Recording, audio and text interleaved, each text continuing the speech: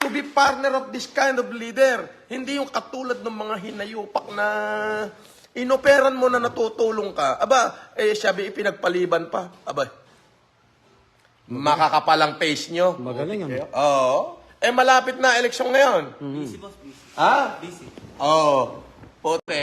Ay, wag ko kayong tumawag sa messenger ko. Parang awa nyo na at nawawala ho itong live ko. Andito na ako sa climax ng sinasabi ko eh. Oo. Yun yung aking sinasabi. Na I'm very, very proud to this kind of leaders whom they really don't care kung tawaging makapalang face nila. Ang importante sa kanila, they will serve or they serve the need of their constituent.